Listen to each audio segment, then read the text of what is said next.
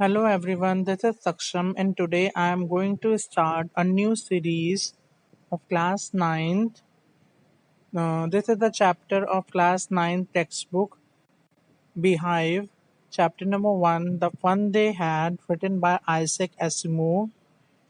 So, video को start करने से पहले if you have not subscribed to my channel, please do subscribe my channel and don't forget to press on the bell icon so that you can get further notifications of posting of my videos. So, without wasting any time, let's start our chapter. So, basically, the story is about the two childs, Margie and Tommy. ये दो students हैं जो आज के time में नहीं बल्कि future के टाइम पर ये स्टोरी का प्लॉट है 2157 टू 157 ईयर में ये स्टोरी का प्लॉट रखा गया है और वो कंपेयर कर रहे हैं किस चीज़ को जो आज के टाइम पर जो कि इनके पास्ट के टाइम पर जो पढ़ाई होती थी कि टॉमी और मार्गी जो है वो कैसे पढ़ाई लेते हैं थ्रू द कंप्यूटर स्क्रीन। उनका वर्क कंप्यूटर स्क्रीन पे आता है, उनकी क्लासेस ऑनलाइन होती है, उनको उसी में ही वर्क सेंड करना पड़ता है, तो उनको काफ़ी इरिटेटिंग सा लगता है। तो वो कंपेयर करते जब उन्हें बुक्स मिलती है उनके ग्रैंडफादर के टाइम की, तब उसके अंदर ये लिखा हुआ होता है कि जो पास्ट ईयर्स में बच्चे थे वो अपने उनकी एक अलग से स्पेशल बिल्डिंग होती थी, वो स्कूल जाते थे। तो इस चीज़ का इसके अंदर डिस्क्राइब करा गया है इस चैप्टर के अंदर। So, starting from the very first line, Margie even wrote about it that night in her diary. On the page headed 17 May 2157, she wrote, Today Tommy found a real book. So she used to write a diary every day. हर दिन रात के time वो diary लिखती थी। उसने अपने page के ऊपर डेट डाली 17 मई 2157 और साथ ही ये भी लिखा कि आज टॉमी को एक रियल बुक मिली है। They don't even have real books at that time, so they got books only on the that laptop or computer screens. They download the books from there and then read it only on the screens only. उनके पास में कोई भी real book नहीं थी, वो बस केवल laptop और स्क्रीन्स पर ही पढ़ते थे। It was very old book. Marky's grandfather often said that when he was a little boy, his grandfather told him that there was a time when all stories were printed on paper. So ये जो थी book काफ़ी पुरानी थी। मर्गी के जो grandfather थे उनसे कहा करते थे कि जब वो छोटे बच्चे थे, मतलब उनके ग्रैंडफादर जब छोटे थे, तो उनकी जो स्टोरीज जो है वो बुक्स में प्रिंट हुआ करती थी। Coming to the next paragraph, they turned all the pages which were yellow and crinkly. तो उन्होंने जब पेजेस को टर्न करा तो वो बिल्कुल जैसे पढ़ पढ़ के जो पेजेस जो पुरानी बुक्स हो जाती है वो येलो हो गए थे और साइड से फोल्ड हो रखे थे वो pages. And it was awfully funny to read words that stood still instead of moving the way they were supposed to on a screen, you know।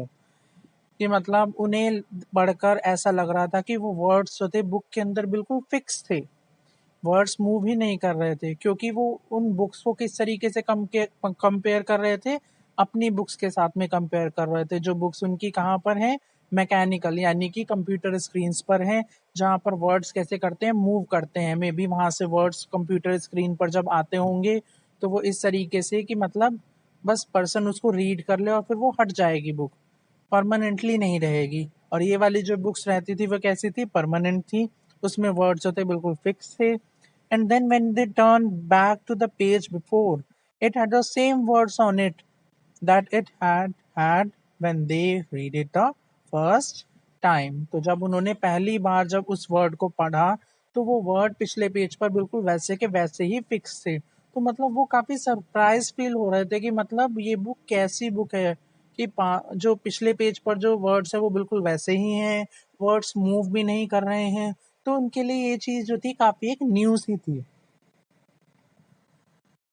So, coming to the next paragraph. Gee, sad Tommy, what a waste. When you are through with this book, you just throw it away. तो what does a Tommy say? Tommy क्या कहते हैं कि मतलब जब हम इस word, ये कितना अजीब है ना, जब हम इस बुक को यूज़ कर लेंगे तब हम इसको फेंक देंगे। आई गेस, मैं ऐसा सोचता हूँ।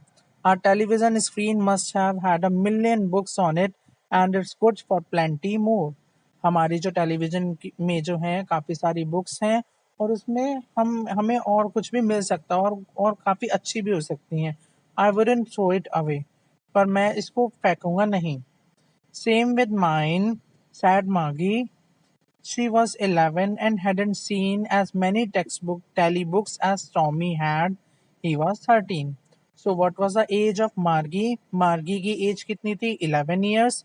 और टॉमी की एज कितनी थी? 13 years. तो मार्गी ने भी यही बोला कि मैं भी नहीं फेंकूंगी ऐसे बुक्स, क्योंकि मार्गी ने आज तक जो है इतनी टेली बुक्स नहीं पढ़ी थी जितनी की टॉमी ने पढ़ी थी. Coming to the next paragraph. She said, where did you find it? तो मार्गी ने पूछा टॉमी से कि तुम्हें ये बुक कहाँ से मिली. Next line, in my house.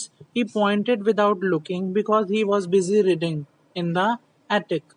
So उसने कहा, टॉमी ने कहा घर में ही मिली है और उसने ही pointed without looking, बिना किसी तरफ देखते हुए उसने point करा क्योंकि वो रीड करने में बिजी था. In the attic. Attic means a space just below the roof in a storeroom.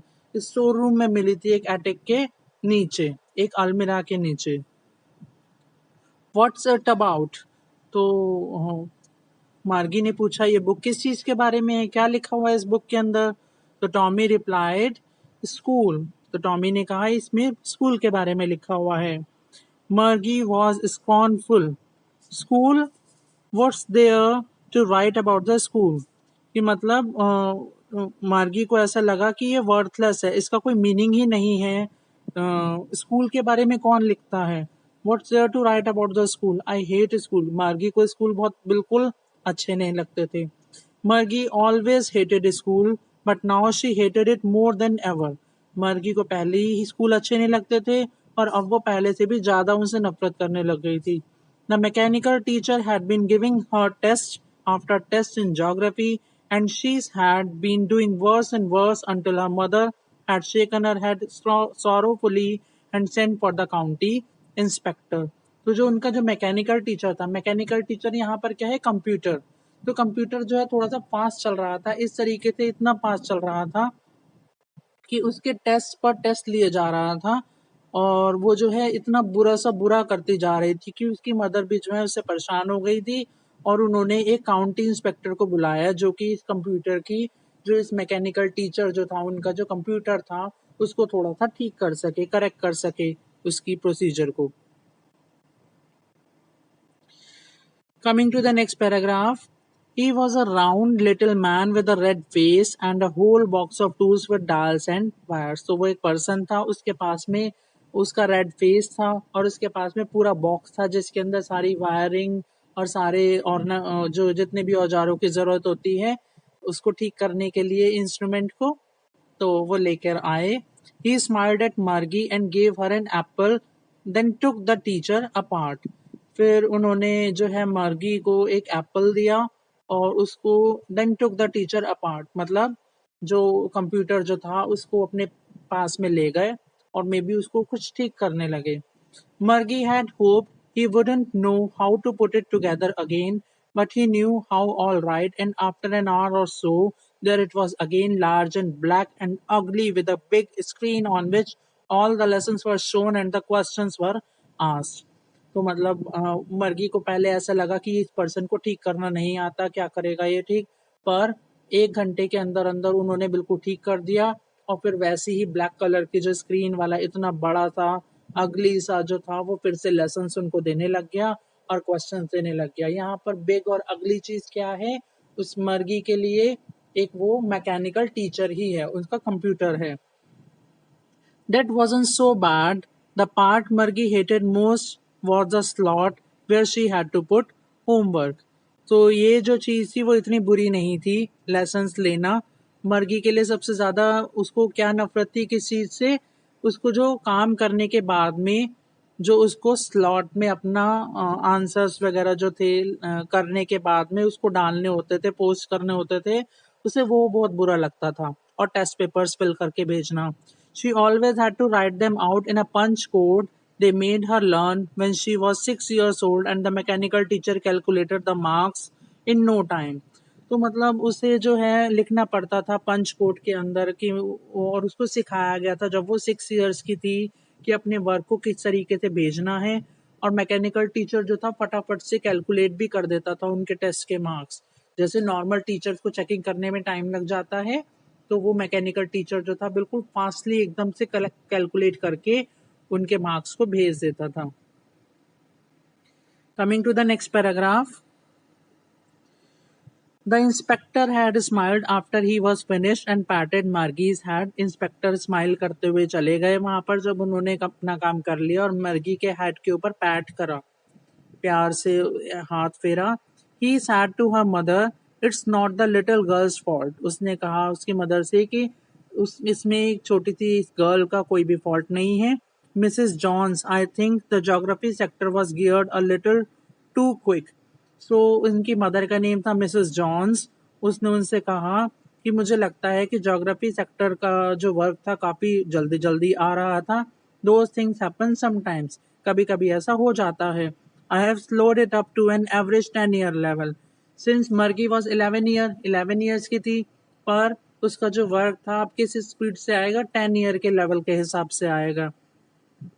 Actually, the overall pattern of her progress is quite satisfactory, and he patted Margie's head again. और उन्होंने कहा कि overall pattern जो है उसकी progress का बिल्कुल ठीक ठाक है, और फिर उन्होंने फिर से मर्गी के हेड के ऊपर पैट करा, उसको प्यार से हाथ फेरा। Margie was disappointed. She had been hoping they would take the teacher away altogether. तो मर्गी को जो है बहुत ज़्यादा डिसअपॉइंटमेंट फील हो, उसे बहुत बुरा लगा। वो ये सोच रही थी कि वो उस टीचर को जो है ले जाएंगे कुछ टाइम के लिए। They had once taken Tommy's teacher away for nearly a month because the history sector had blanked out completely. क्योंकि उसे लगा कि टॉमी का जब ये हिस्ट्री सेक्टर ब्लैंक आउट हो गया था, बिल्कुल वर्क नहीं आ पा रहा था उसके अंदर, तो इसलिए उसका जो है मैकेनिकल टीचर को लेके जाना पड़ा था 1 month के लिए। So she said to Tommy, "Why would anyone write about school?" तो तभी वो टॉमी से कहती है कि कोई स्कूल के बारे में कैसे लिख सकता है, क्योंकि मर्गी को लग रहा था कि जैसे वो स्कूल से नफरत करती है, ऐसे ही सब लोग भी इस स्कूल से नफरत करते होंगे। Coming to the next paragraph, Tommy looked at her with very superior eyes. Tommy उसकी तरफ आंखें देखकर कहते हैं, because it's not our kind of school, stupid. This is the old kind of school that they had hundreds and hundreds of years ago. So Tommy क्या कहता है कि मर्गी से कि स्टूपिड, ये जो है आज के टाइम का स्कूल नहीं है, हमारे टाइप का स्कूल नहीं है, ये बहुत ही पुराने तरीके के स्कूल हैं जो 100 years ago हुआ करते थे। He added loftily means in a superior way, बहुत ही एक जैसे किसी चीज को बहुत एक्स्ट्रा ऑर्डिनरी बताते हुए उसने कहा, pronouncing the word carefully, centuries ago.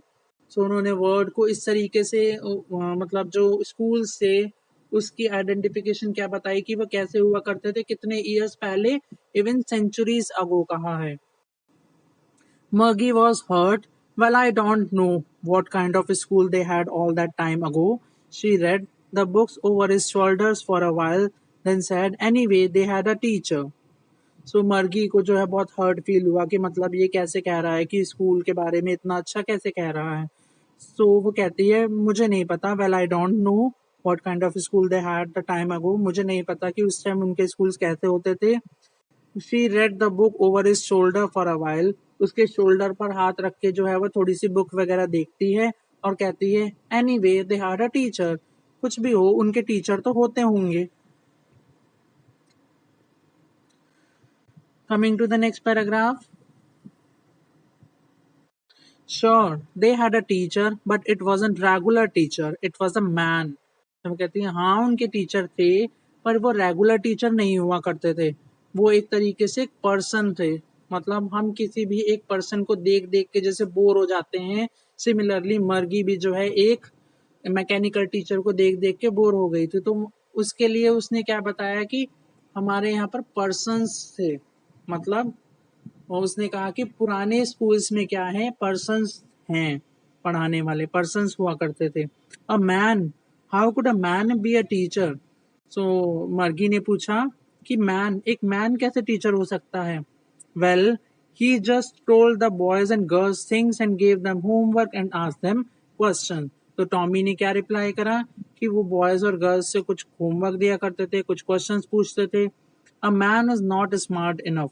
So what does the Margie said? Margie ने क्या कहा, मैन जो है इतना ज्यादा स्मार्ट नहीं होते जितने कंप्यूटर्स होते हैं। Sure he is, my father knows as much as my teacher. हाँ, तो उसने टॉमी ने कहा हाँ होते हैं ये, क्योंकि मेरे फादर को उतना ही पता है जितना कि एक टीचर को पता होता है, जितना एक मैकेनिकल टीचर को पता होता है उतना भी मेरे फादर को पता है। He knows almost as much I betcha. Betcha means I bet you, he is betting कि मतलब he knows almost as much कि मतलब उसके फादर को भी, उनके फादर को भी इतना सब कुछ पता है। Margie wasn't prepared to dispute that. She said, I wouldn't want a strange man in my house to teach me. So मर्गी जो थी इस बहस के लिए बिल्कुल भी तैयार नहीं थी, तो उसके पास में कोई भी सही तरीके से आंसर नहीं निकल रहे थे। तो उसने ये कहा फिर कि मैं किसी भी एक अननोन पर्सन को अपने घर में पढ़ाने के लिए नहीं बुलाऊंगी।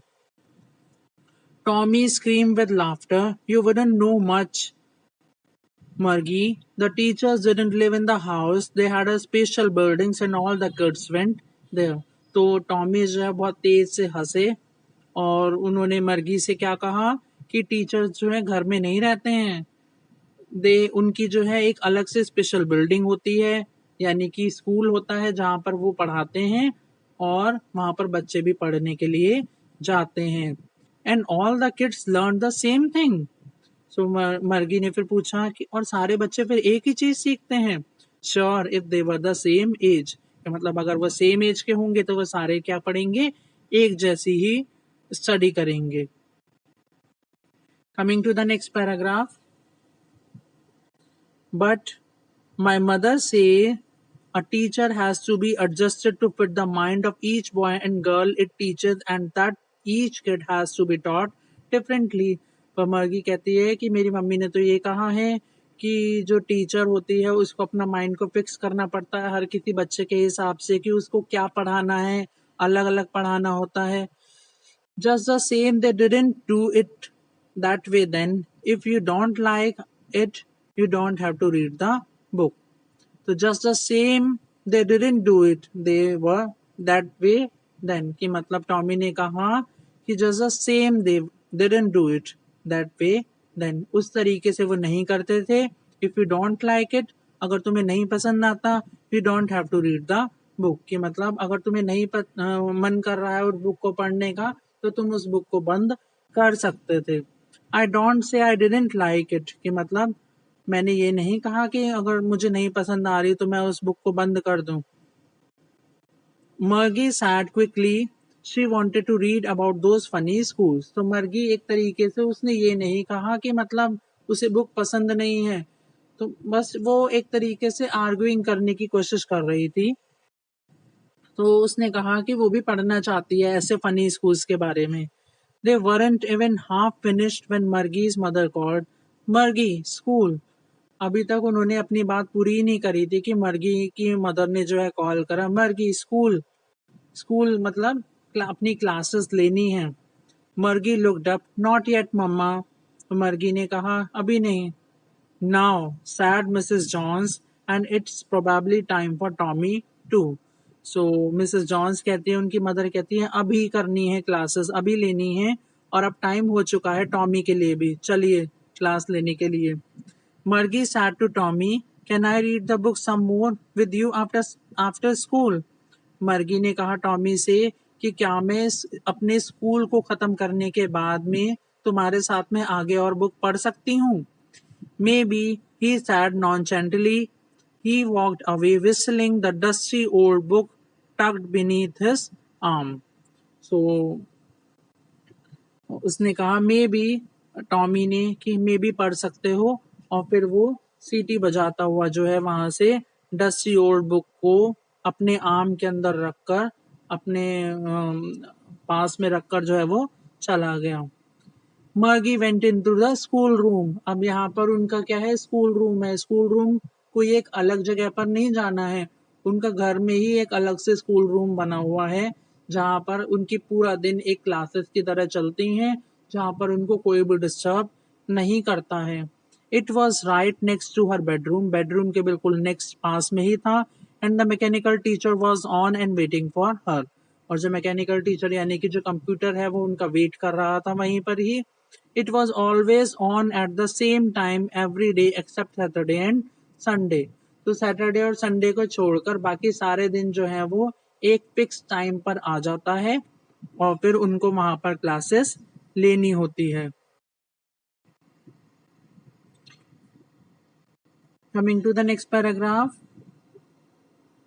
Because her mother said little girls learn better, they because her mother's said little girls learned better if they learn at regular hours, क्योंकि उसकी मदर कहती हैं कि लिटिल गर्ल्स जो है वो जल्दी लर्न कर लेती हैं अगर वो रेगुलरली पढ़ें तो।